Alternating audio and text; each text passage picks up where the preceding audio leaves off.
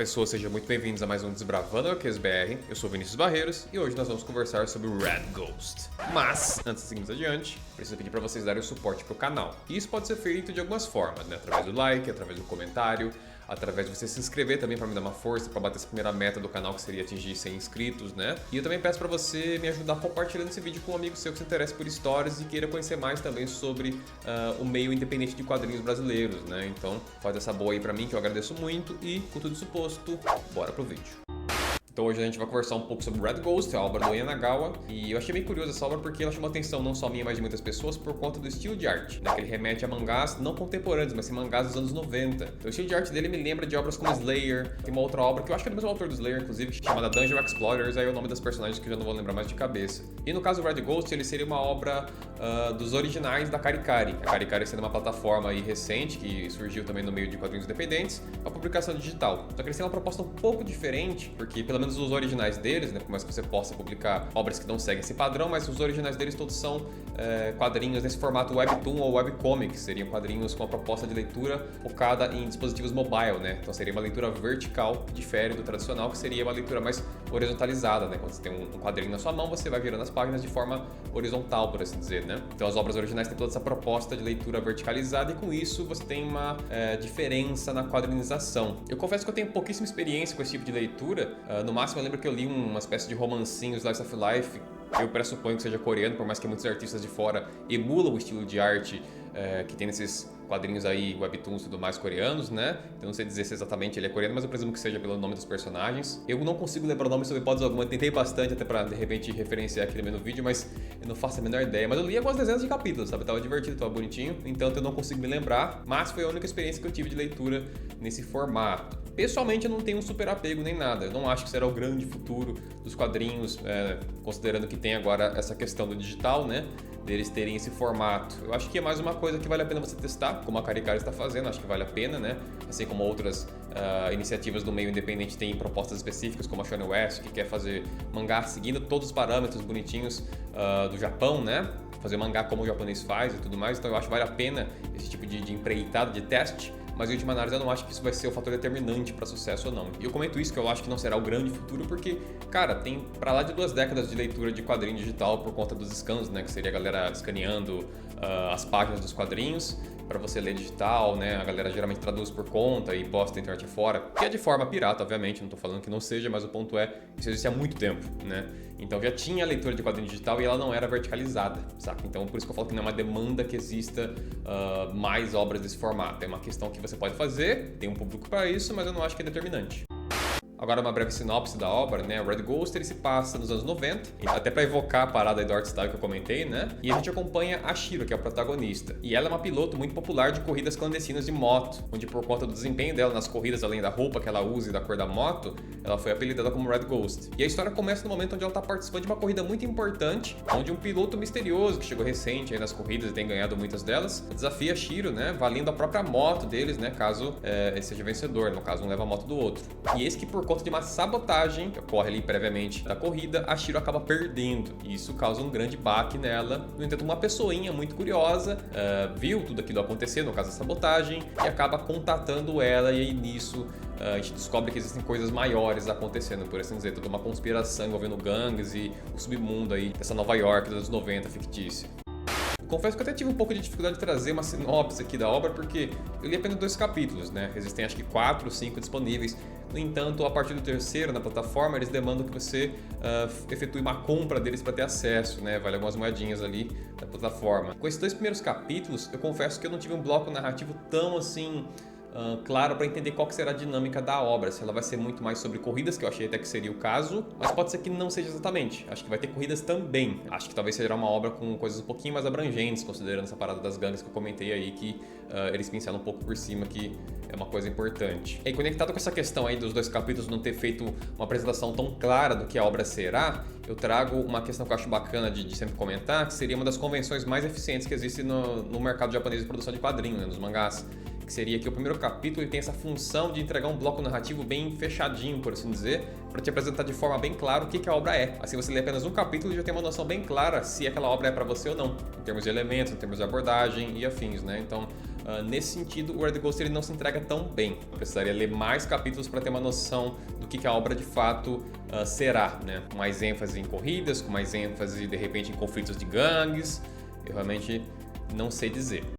Agora, comentando sobre a experiência ali visual, como eu comentei, né, o estilo de arte dele remete a ilustrações dos anos 90 de mangás, só que eu diria que isso acontece muito mais, que é muito mais frequentemente manifestado na protagonista, que é a Shiro, e na Ashley, que seria essa menina aí que vai estar acompanhando ela, como se fosse uma sidekick, por assim dizer. Então as duas evocam bastante esse estilo de ilustração aí dos anos 90 de mangá, mas os personagens secundários, né, especialmente os masculinos, não evocam isso tanto. É uma questão de emular o estilo, mas nem sempre, sabe? Depende da ocasião, ele tem uma cara mais anos 90, depende da ocasião, não. Outra coisa curiosa também é que webtoons ou webcomics, eles são coloridos. Então o quadrinho inteiro é colorido e isso é uma coisa bacana também. Eu não acho que é um fator determinante para ser melhor ou ser pior, né? Porque o preto e branco geram efeitos diferentes, então tem beleza nos dois, mas eu achei que ficou bem legal a coloração e é bacana porque através do uso de cores você consegue criar umas situações um pouco específicas, né? Que nem tem uma cena, acho que é no segundo capítulo no começo, onde a Shiro desperta de um pesadelo, né? Isso tudo com uma iluminação avermelhada, com as sombras fortes assim, né? Monocromáticas, eu achei bem legal. Então tem umas brincadeiras que você faz com cor que naturalmente no preto e branco não vai rolar, né? Mas vice-versa também, tem coisas específicas que o preto e branco exerce que as cores também não podem trazer, pelo menos não com o mesmo impacto ou efeito. Então é uma coisa positiva. E outro detalhe que eu achei curioso da pintura é que ele usa o tempo todo uma espécie de ruído sobre as cores, né? Como se ele passasse uma camada de ruído ou usando um brush específico para pintura que não é aquela cor chapada, lisa, né? Ela tem uma certa, parece uma certa textura, né? Achei bem bacana esse efeitinho também, gostei bastante. E aí vem a questão da quadrinização, né? Essa quadrinização vertical. Como eu comentei, eu não sou o maior adepto, mas eu também não vejo nenhum problema. Acho que ela funciona também. Acho que a única coisa que me pega um pouco seria o fato que esse tipo de quadrinho costuma ser um pouco dinâmico demais na forma que ele lida com os quadros, né? Então sempre você vai ter coisas se sobrepondo, etc. E veja bem, isso não é uma crítica objetiva, tá? É uma coisa pessoal minha. Eu sou um sujeito das quadrinizações mais conservadoras, né? Então, quando tem quadrinização excessivamente dinâmica, para mim pode gerar um pouco de confusão visual, né?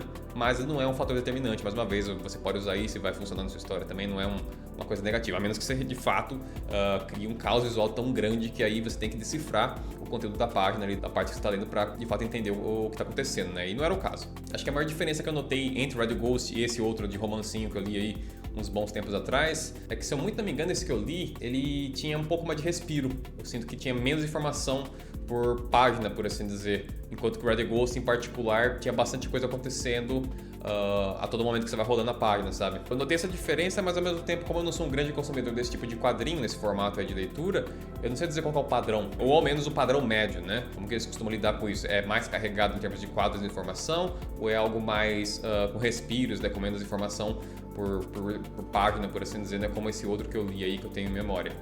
E agora eu quero comentar um pouco sobre o que eu achei do conteúdo desses dois capítulos, né? Se eles me agradaram, se eu detectei alguma questão.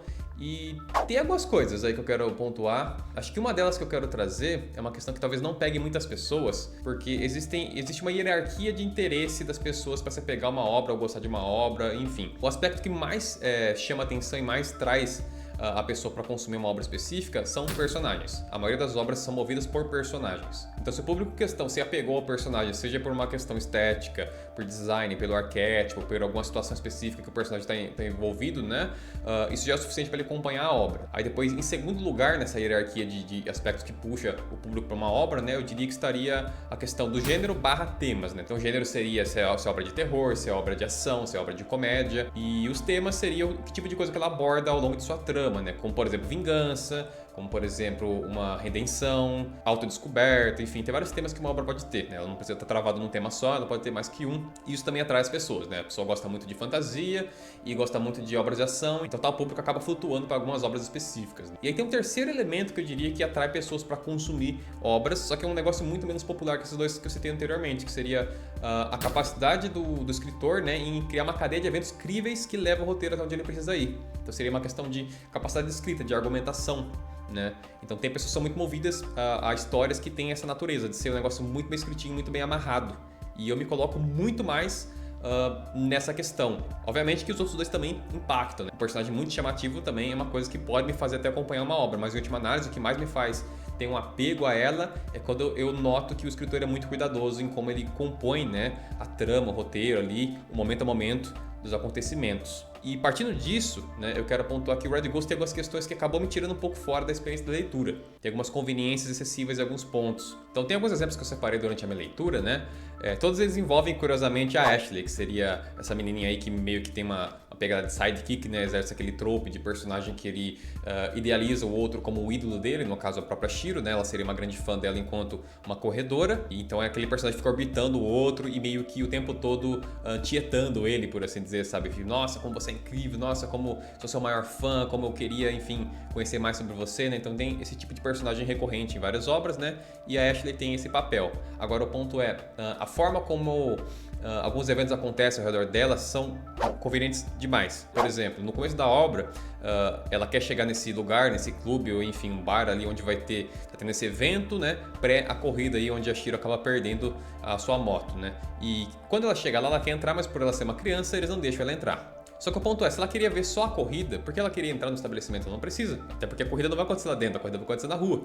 Então bastava ela esperar e ela poderia assistir a corrida assim como todo mundo. Só que por que ela quer entrar? Por que o roteiro quer que ela faça isso? Porque é uma desculpa de ela enxergar os caras sabotando a moto da Shiro aí pré a corrida, né? Então como ela entra por trás ali numa janela, ela entra numa garagem, num galpãozinho ali onde está a moto guardada. E ela nota a situação toda ali. Então seria mais uma desculpa do roteiro para ter essa cena. Porque se fosse pela motivação original que era só assistir a corrida, não tinha muito por que ela querer entrar. Outro exemplo seria mais tarde quando a Shiro já perdeu a corrida, ela foi pra casa dela e tudo mais.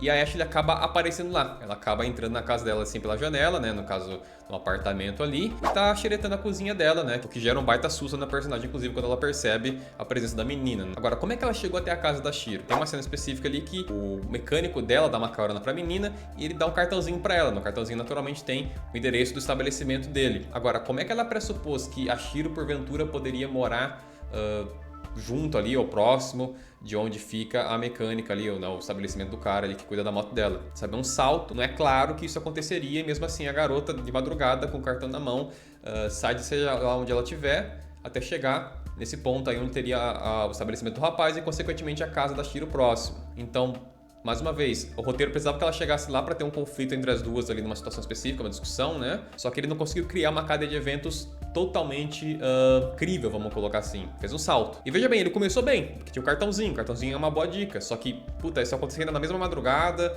ela achar o lugar, ela entrar na casa dela, sabe? Um pouco demais. Pelo menos pra mim, para minhas expectativas, né? Enquanto consumindo uma narrativa. E um terceiro exemplo de conveniência seria já no segundo capítulo, que na situação que eu comentei do apartamento, né, a Shiro e a Ashley acabam discutindo, aí a Ashley vai embora, né, e aparentemente ela fugiu de casa e tudo mais, tem toda uma subtrama aí que mais tarde vai ser desenvolvido, eu acredito. Mas o ponto é que ela dorme na rua, nisso ela desperta e tudo mais, ela tá num beco, perto do que seria um restaurante, e ela acaba ouvindo um barulho ali de um porquinho, né, gritando ali, porque teria cozinha do restaurante, eles iam, né, matar um porco para fazer um prato, provavelmente, e ela acaba entrando lá, nesse estabelecimento por trás, e ela salva esse porquinho que vira um mascotinho típico de obras também de mangás aí, Photoshop e afins, sempre tem um bichinho fofinho nessas obras, né? Então esse porquinho vai ser esse tipo de personagem. Então ela salva ele, beleza, só que ela ainda tá nesse estabelecimento, ela tem que se esconder, né? Ela quer escapar com o bichinho. E nisso tem umas pessoas aí nesse estabelecimento ali, no caso um casal aparentemente, ou enfim um cara e uma mulher, e eles estão discutindo que eles estão atrás de uma pessoa específica que seria justamente a Ashley. Então você entende como tem várias conveniências por metro quadrado? Ela dorme, desperta próximo de um estabelecimento onde eles estão matando bichinho, mas ela decide ajudar eles ali, no caso ajudar o bichinho, né? Não fazer com que o açougueiro não mate o porquinho. E nisso ela imita uma voz ali que porventura casa com o timbre da voz de alguém que trabalha no estabelecimento. Aí o cara para de matar o bichinho, né? Ele ia dar provavelmente uma facãozada nele ali e tudo mais, né? Ele deixa quieto de lado, vai lá atender a pessoa que tá chamando ele. Nisso a mocinha vai, pega o porquinho, se esconde ali no estabelecimento, mas se depara com duas pessoas que estão procurando ela. Aí eles, por conta do barulho do porquinho, acabam percebendo a menina. E aí rola toda uma confusão, ela foge, mas eles pegam ela, né? Então você vê quantas coisas aconteceram por metro quadrado de forma conveniente. Você entende que isso pode não ser um problema para muitas pessoas que são muito apegadas a personagens, ou a temas, ou a gênero da obra e tudo mais. Mas se você tem uma preocupação maior com criar uma boa cadeia ali de eventos, sou um pouco forçado e pode me tirar da experiência. Então, infelizmente, eu não consigo negar que esse tipo de situação, né?